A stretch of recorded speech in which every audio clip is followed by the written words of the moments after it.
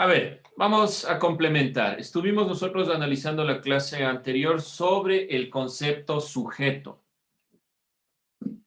¿Qué es un concepto moderno? Es decir, de la época moderna. Nosotros dividimos la filosofía, si recuerdan, en 4 partes: clásica, medieval, moderna y contemporánea. Para hablar de pensamiento filosófico latinoamericano hay que hablar directamente de un pensamiento que se contrapone a las perspectivas europeas. Pero para poder entender eso necesitamos tener por lo menos algunas bases del pensamiento filosófico moderno europeo. Revisamos a Descartes y a Kant, o solo a Descartes. Cuéntenme. ¿Descartes y Kant o solo Descartes?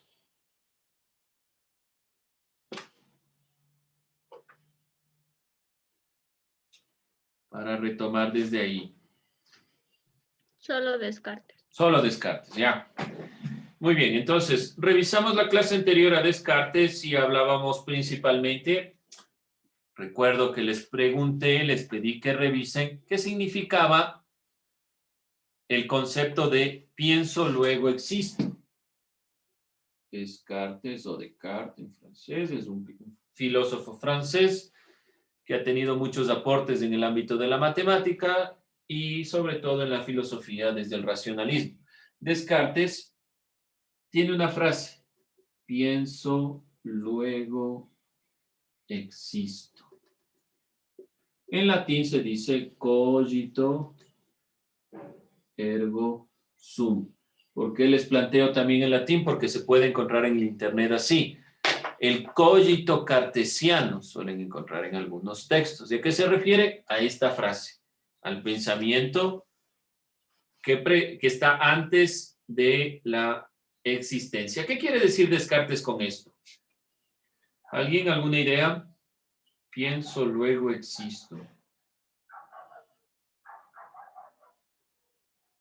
¿Qué me dicen? ¿Qué les viene a la mente con esto de pienso, luego existo?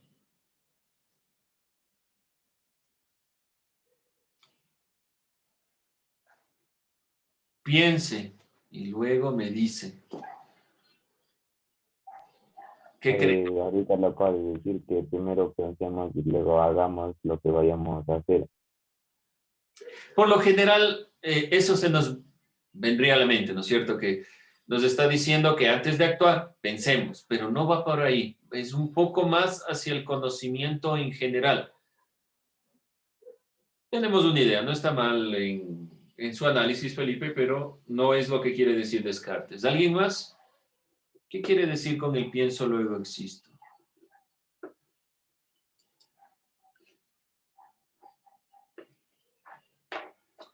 Lancen ideas, si no, no avanzamos. Vamos a quedar en Descartes hasta el fin de los siglos. ¿Qué quiere decir?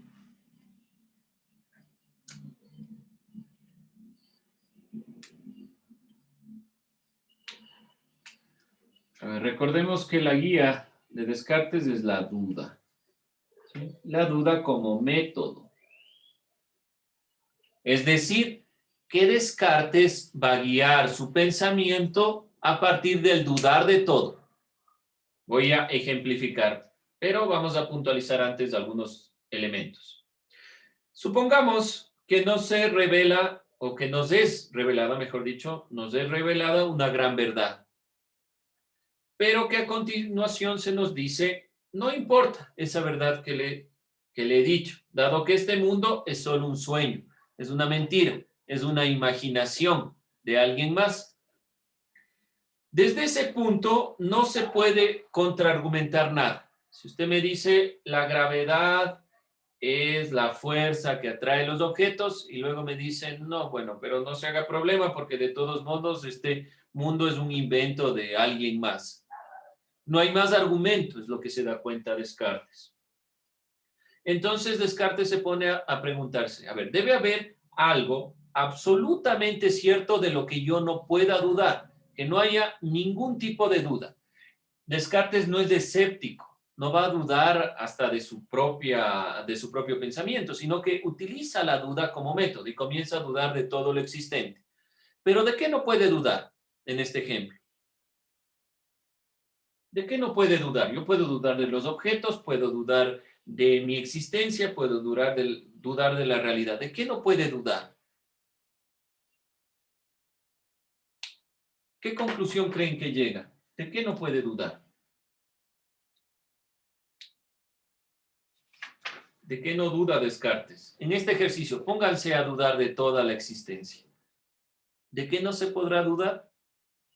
Dudo que yo existo, puede ser la creación de un cuento imaginario, esto que toco tal vez sea una percepción mía, pero ¿de qué no dudo? ¿Qué creen ustedes? Aventuren una respuesta, digan algo, ¿de qué no se puede dudar? No importa que esté mal, pero aventuren una respuesta. Díganlo, no entre dientes, abran el audio y díganlo sin miedo. De lo que yo pienso. De que lo que yo pienso, ¿a qué se refiere? Diana dice de que la duda existe, de que la duda existe. Y bueno, por ahí, de lo que pienso. Hay algo por ahí, hay algo por ahí. ¿Alguien más? Si estamos por la vía correcta. ¿Alguien más, tal vez? Bueno, si se dan cuenta, no puedo dudar de que estoy dudando. Descartes se da cuenta de que no puede dudar del hecho de que está dudando, de que tiene conciencia de que está dudando. No importa que sea parte de un cuento, de un libro, de una historia, pero el momento que se da cuenta de sí mismo, se da cuenta de sí mismo, de su existencia, a partir de que piensa su existencia, de que duda, de que analiza. Ese análisis de esa duda, de lo único que no puedo dudar es de que estoy dudando, de lo que ustedes dijeron, de que estoy pensando. Eso se da cuenta Descartes. Es decir, puedo dudar de todas las cosas, pero estoy dudando. Entonces no puedo dudar que estoy dudando. No sé si me entiendo. Si alguien no me entiende, me pregunta. Como no puede dudar de que está dudando, entonces está pensando. Y antes de darme cuenta de mi existencia, entonces está el pensamiento. Porque ¿quién se da cuenta de la existencia? Mi pensamiento, mi duda. Eso significa pienso, luego existo. Que primero está mi pensamiento de algo que yo no puedo dudar, de que pienso. Y de ahí realmente nace la existencia de todo. Descartes decide dudar intencionadamente de todo. Eso se llama duda metódica. Hay un texto que es el discurso del método, donde explica la duda metódica. Descartes descubre que no es posible dudar de la existencia de la propia conciencia. Y aquí viene un concepto interesante. Conciencia. Conciencia de que pienso. No se puede dudar de la conciencia y se expresa esta certeza con la frase pienso, luego existo. Cogito ergo sum. La determinación de la existencia del yo, de que yo conciencia, yo soy el que pienso, es en la filosofía cartesiana como decir que 1 más 1 es 2. Es innegable, indubitable, no se puede dudar de esa conciencia, de la existencia. Y recuerden que nosotros estábamos hablando del yo. Entonces, para Descartes, el conocimiento del mundo en la existencia del sujeto es el sujeto que piensa, el sujeto que analiza la realidad, aquel que piensa y luego existe, aquel que se da cuenta de esta consideración. Esto en cuanto a este filósofo Descartes, para sintetizar lo que vimos la clase anterior. No se olviden de esto. Pienso, luego existo, quiere directamente sintetizar la consideración de que yo, mi conciencia, se da cuenta de la realidad antes de que la existencia se dé. Todo en que va a estar centrado en la época moderna, en el yo, en el sujeto. Yo soy el que pienso, yo soy el que accedo al conocimiento. No el conocimiento me viene a mí, sino yo soy el que accedo a este conocimiento. Bien, esto en cuanto a Descartes. Vamos con el filósofo Immanuel Kant.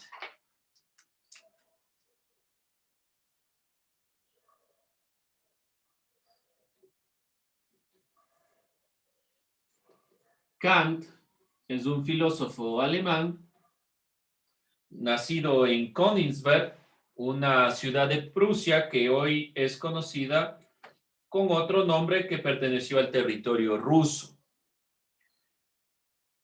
Kant está su vida desde 1724 hasta 1804. 9, 4, 4. Se cuenta que Kant, de carácter muy metódico, respetaba tanto la estructura del horario, del tiempo, que su paseo matinal le llevaba siempre el mismo tiempo, duraba el mismo tiempo y lo hacía todos los días. Es decir, como que ustedes se levanten a las 5 de la mañana, vayan al parque, estén 30 minutos todos los días de su vida, sin importar que llueva, que lo que sea. Kant era muy metódico. ¿Y por qué cito esto particular de Kant? Porque su pensamiento va a ser así, va a ser muy estricto en cuanto a la consideración propia del pensamiento.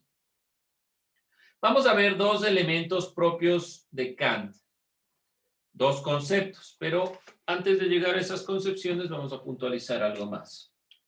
Kant centrará su atención en el individuo. La atención principal de Kant es sobre el individuo.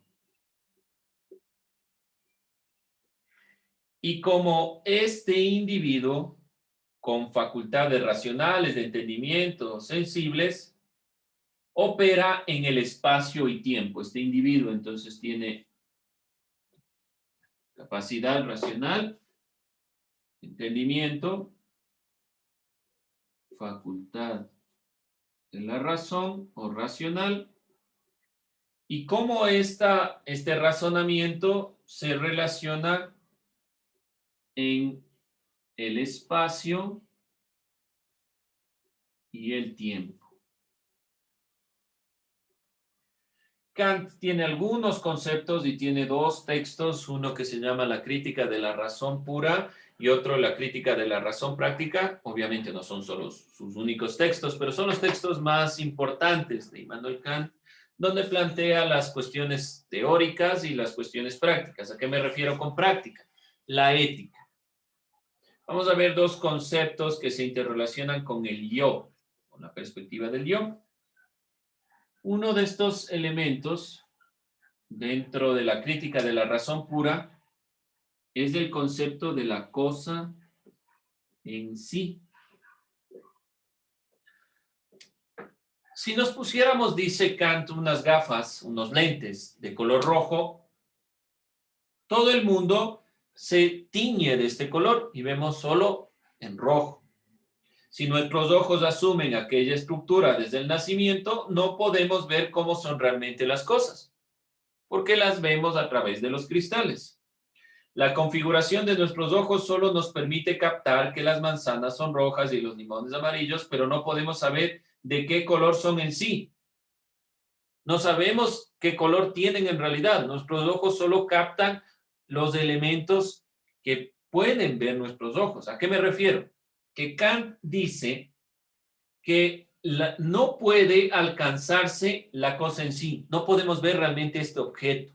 Vemos una interpretación del individuo de la cosa en sí mismo. La cosa en sí no se puede alcanzar o no puede alcanzar el ser humano.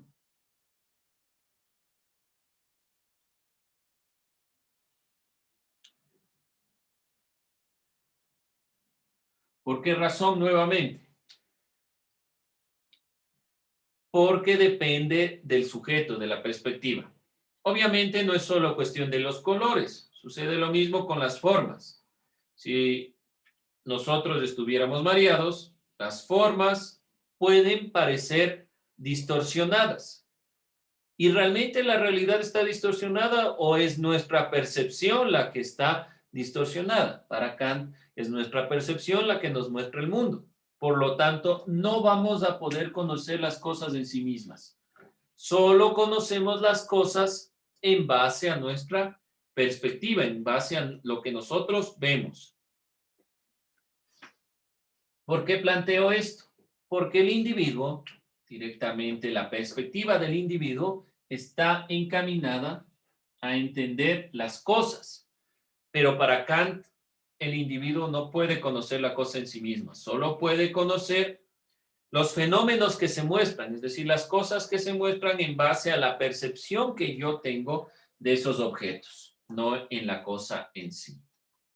Y en cuanto al tema de la filosofía práctica, vamos a ver otro concepto que es relevante en cuanto a esta consideración y que alguna vez lo escucharán o lo habrán escuchado en lo posible. El imperativo, este es un concepto, la cosa en sí, y el otro, imperativo categórico.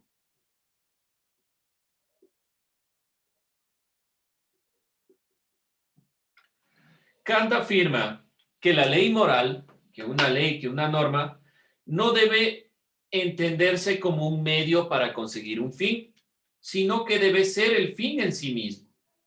La ley moral no prescribe acciones para obtener alguna otra cosa. La ley no es un medio.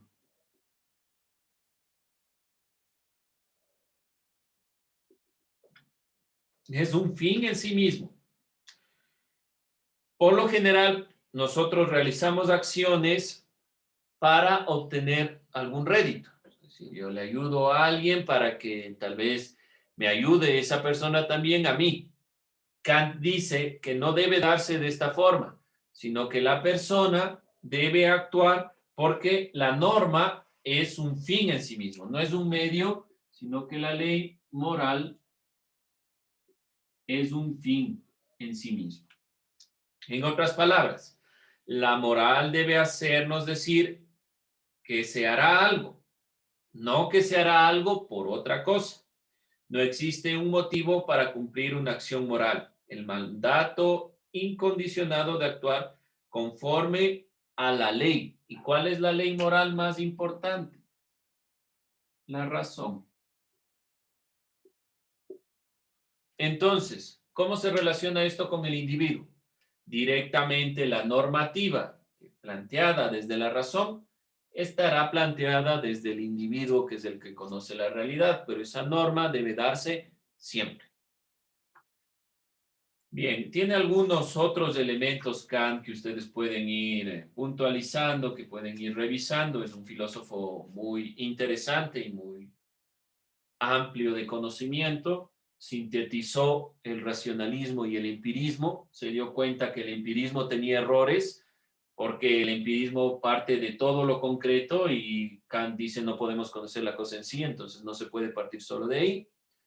Y criticó también el racionalismo como el de Descartes, que planteaba que todo parte de los a priori, del conocimiento, y que realmente hay que dudar de todo. Kant dice no hay que dudar de todos los elementos, hay cosas que son leyes que se plasman directamente. Dudas, preguntas, inquietudes. Vamos a cerrar esta perspectiva revisando al filósofo Hegel. Hemos visto Kant, un poco de Kant, un poco de Descartes. En general de Descartes es mucho más sencillo interrelacionar el concepto de sujeto y será mucho más fácil también con este filósofo Hegel. Hegel es un filósofo alemán que está directamente hablando 1770 a 1800 31. Originario de Stuttgart, la filosofía moderna culmina con Hegel. Comienza con Descartes, que es el padre de la filosofía moderna, y acaba con Hegel. Directamente, Hegel radicaliza la postura del sujeto. Radicaliza la postura del sujeto, identificándola como un agente creador. El sujeto es creador de conocimiento. Hegel va más allá. Poco a poco se comienza a germinar la idea de la subjetividad a partir de esto. Subjetividad. En la que priman las capacidades individuales para pensar y formular teorías. Durante todo el proceso de la época moderna, y principalmente con Hegel, se va instaurando esta perspectiva. Será una de las grandes críticas de la filosofía latinoamericana. ¿Por qué razón? Porque la subjetividad va a creer que solo el pensamiento europeo es el pensamiento que vale. La filosofía europea es la única que vale.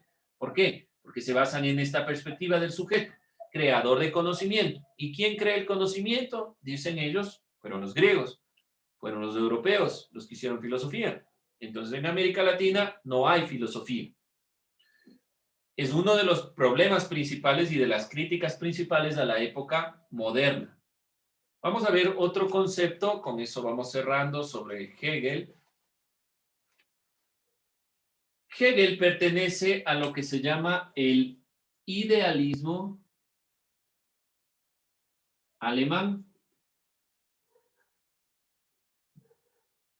La filosofía de Kant, Fichte, Schelling, Hegel pertenecen a esta perspectiva del idealismo alemán. Algunos consideran a Kant como un criticista, pero bueno, de todos modos, ¿cuál es la perspectiva del idealismo alemán? Las personas coexisten de dos formas en la razón, una del conocimiento y otra de la moral. La filosofía del espíritu, la filosofía de la razón, guiada por esta perspectiva, se denomina propiamente un idealismo alemán. Un idealismo donde las ideas, el pensamiento, el conocimiento es el que guía toda la perspectiva. Se entiende esta consideración principalmente ocupándonos del conocimiento que nos da o que nos guía principalmente la razón, las ideas. Por eso es idealismo, que parte toda la realidad a partir o desde la razón, desde las ideas. Dentro de esta consideración, Hegel es uno de los pensadores importantes, sobre todo en los ámbitos políticos, porque su discípulo Marx es quien toma algunas de las perspectivas de Hegel, pero también es altamente criticado. Con él acaba esta consideración moderna y sobre todo el idealismo alemán, y tiene un concepto, un método que se llama dialéctica. La dialéctica es la relación entre una tesis, podemos decir algo así como algo positivo, y una antítesis, o decirlo así, algo negativo, de lo cual se saca Sí, prendo la cámara. una conclusión. Se saca una conclusión. ¿Por qué planteo esto del método dialéctico? Porque de todos modos, ¿quién va a ser el que realice esta dialéctica? Aun cuando Hegel dice que es la historia, realmente es el sujeto. Sigue estando dentro de esta perspectiva. ¿Quién debe hacer la superación de todos estos elementos? Va a ser el sujeto. Pongo un ejemplo.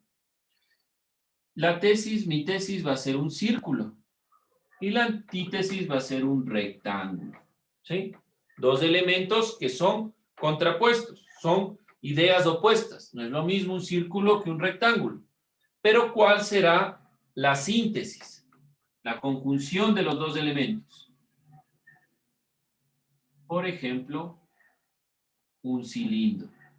Un cilindro es la conjunción de los dos elementos. Así funciona la dialéctica. Tengo algo positivo, una tesis, un argumento, y tengo un argumento que contradice mi primer argumento. De esos dos argumentos contrapuestos saco un tercer elemento.